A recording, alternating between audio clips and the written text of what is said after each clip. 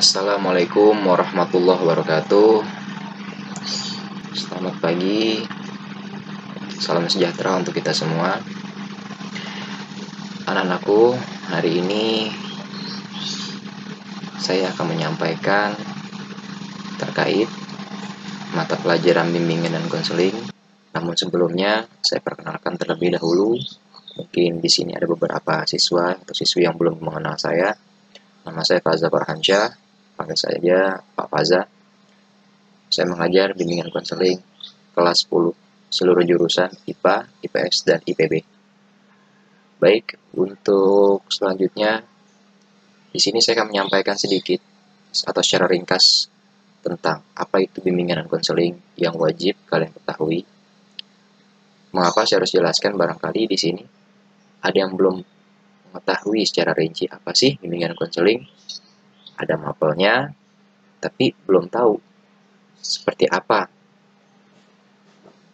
isi dari mapel tersebut. Baik, yang pertama nanti akan saya jelaskan di slide berikutnya tentang apa itu bimbingan, apa itu konseling, dan perangkat-perangkat lainnya yang mendukung dalam mata pelajaran ini.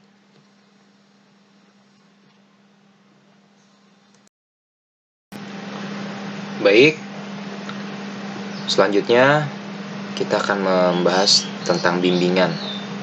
Apa sih bimbingan itu?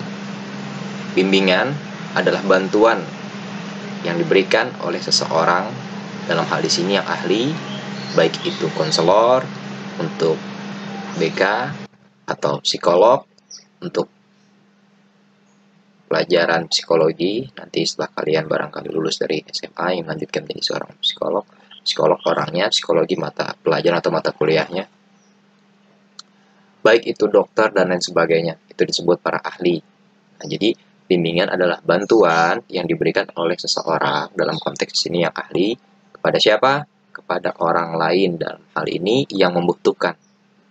Nah, untuk di BK biasa disebut istilah itu dengan konseli, ya, atau siswa-siswi yang membutuhkan disebutnya konseli. Apalagi selain itu untuk dokter tentu pasien dan lain sebagainya. Jadi secara utuhnya bantuan yang diberikan oleh seseorang kepada orang lain, yakni yang membutuhkan. Kapan? Sebelum masalah itu terjadi. Jadi sebelum adanya masalah, bantuan yang diberikan sebelum adanya masalah itu disebut juga bimbingan. Untuk konseling itu sendiri, yaitu hampir mirip dengan bimbingan, namun waktunya saja yang berbeda. Jika tadi kita sama-sama dengarkan atau sama-sama menyimak daripada pengertian bimbingan, yakni bantuan yang diberikan oleh seorang kepada orang lain sebelum masalah terjadi, bedanya dengan konseling hanya setelah masalah itu terjadi.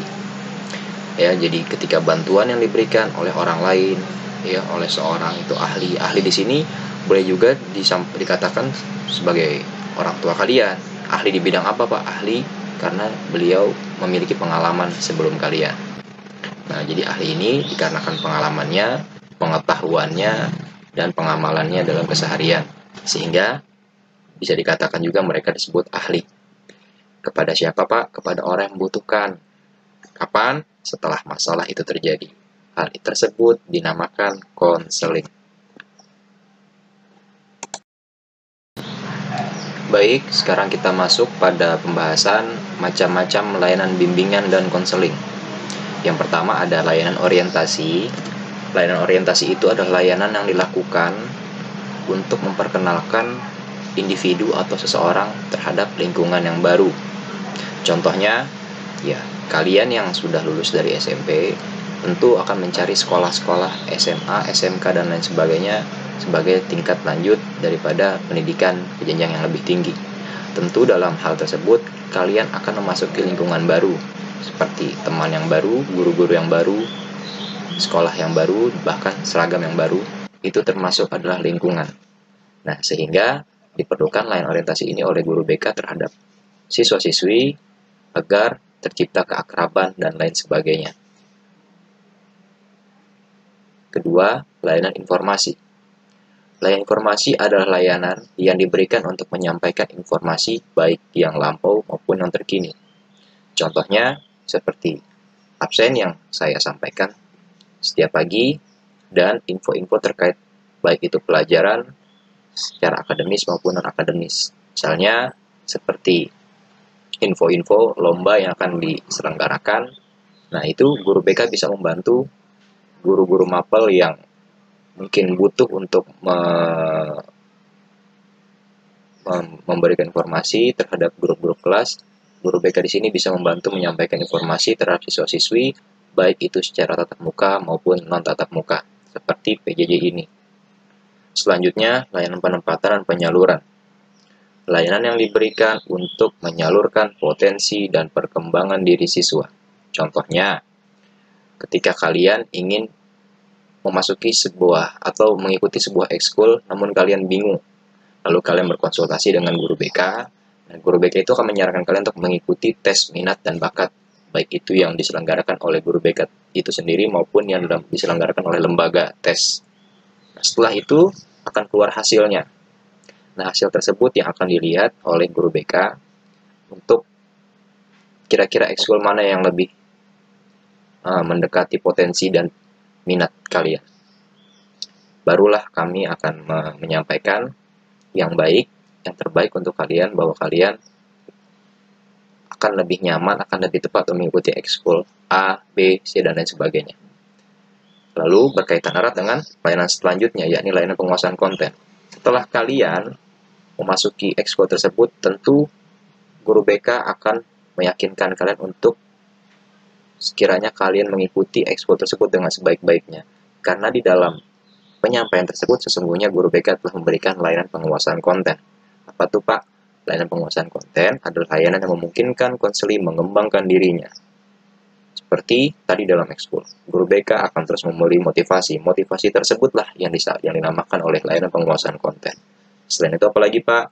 Guru BK membentuk kelompok belajar. Untuk apa? Agar adanya kemajuan bersama dari kelas tersebut, sehingga yang sudah menguasai bisa memberi atau berbagi terhadap siswa atau teman yang kurang menguasai, sehingga terjadi hubungan yang baik, yang akrab, yang bisa memajukan kelas itu bersama.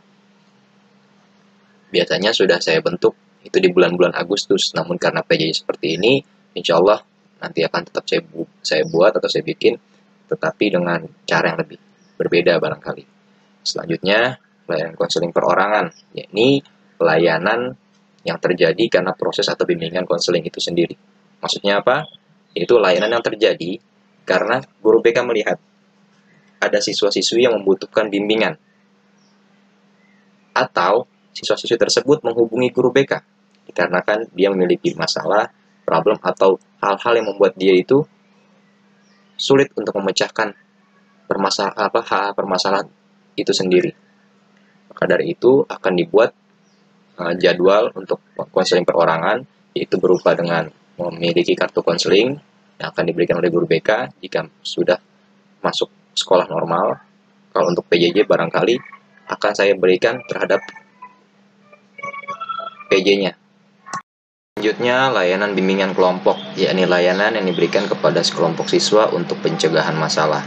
Sesuai dengan temanya, ya, dengan definisi bimbingan, yaitu fungsinya untuk pencegahan karena sebelum masalah terjadi. Nah, layanan-layanan ini, bimbingan kelompok, adalah masalah-masalah, ya, masalah-masalah atau perihal-perihal yang sekiranya menghambat perkembangan siswa, namun belum terjadi terhadap kalian maupun teman-teman kalian, tapi layak untuk dibahas sebagai fungsi pencegahan. Adapun layanan konseling kelompok, yakni layanan yang diberikan sama seperti kepada sekelompok siswa. Untuk apa Pak? Untuk pengentasan masalah. Dalam hal ini, siswa baik kalian maupun teman-teman kalian sudah mengalaminya atau ada yang mengalaminya. Boleh jadi di kelas ataupun di lain kelas, ya, selain kelas kalian. Tapi kalian tahu ada siswa yang mengalami hal tersebut, boleh hal tersebut, topik tersebut, permasalahan tersebut dibahas di dalam konseling kelompok di kelas kalian. Gunanya untuk membantu mengentaskan masalah apabila teman kalian atau kalian mengalami hal tersebut. Layanan konsultasi adalah layanan yang hampir sama dengan konseling perorangan, namun lebih ke arah wawasan. Contoh, Siswa yang mendapatkan informasi terkait tentang info PTN, perguruan tinggi negeri, berbagai macam jalur masuknya, dan lain sebagainya, itu bisa menggunakan layanan ini, ya. Atau tentang masalah pribadinya boleh saja. Ya, jadi intinya hampir sama dengan layanan konseling perorangan. Layanan mediasi, yakni layanan yang dilaksanakan untuk menghilangkan permusuhan atau percekcokan atau ketidakcocokan antara konseli dengan pihak lain. Misalnya, konseli sedang dimarahi oleh orang tua. Akhirnya, konseli tadi marah juga, bahkan tidak mau pulang ke rumah. Berarti kan ada percekcokan atau ada perselisihan di sini. Nah, itu guru BK akan mengundang kedua belah pihak, baik konseli maupun orang tua, untuk dapat bertemu bersama, baik itu di sekolah maupun di tempat yang telah dijanjikan. Setelah itu baru akan diberikan layanan-layanan mediasi, ya, dari seorang konselor terhadap konseli dan pihak yang bersangkutan dengan dirinya. Dan kapan target itu selesai? Targetnya terciptanya hubungan yang lebih baik lagi daripada permasalahan sebelumnya. Itu adalah layanan mediasi dengan berbagai trik maupun cara-cara konselor dalam menanganinya. Advokasi adalah layanan yang membantu konselor mendapatkan hak-haknya. Contoh, dalam hal ini PJJ tentu kita membutuhkan kuota internet, wifi, dan sebagainya. Ini hanya contoh saja. Nah, jika ada di antara kalian, barangkali mungkin, atau orang lain lah, ya, di luar kalian ini, ada yang mendapatkan masalah orang tuanya tidak mampu untuk memberikan kuota, atau barangkali tidak terlalu peduli terhadap kalian, gitu. Sehingga konseling ini merasa terabaikan, atau bahkan seragamnya harusnya sudah dibeli, namun orang tua kurang perhatikan, atau memperhatikan cuma belum ada kemampuan, sehingga hak-hak tadi terbengkalai atau terhambat. Lalu konseling menceritakan masalah tersebut dengan konselor, sehingga konselor membuat satu kesimpulan dan akan memberikan layanan advokasi. Advokasi ini bisa berupa layanan dan juga plus solusi yang sudah dibicarakan dengan pihak sekolah dan terkait seperti kesiswaan, kepala sekolah, tentunya juga wali kelas kalian. Seperti itu. Kira-kira itulah macam-macam layanan konseling. Mudah-mudahan penjelasan yang singkat ini bermanfaat untuk kalian. Terima kasih. Baik, untuk selanjutnya kita akan lanjutkan minggu depan, ya. Masih banyak ya hal yang kita akan bahas, yakni tentang asas-asas BK, fungsi BK, dan tujuan BK. Terima kasih atas waktu dan perhatiannya. Saya ucapkan Assalamualaikum warahmatullahi wabarakatuh.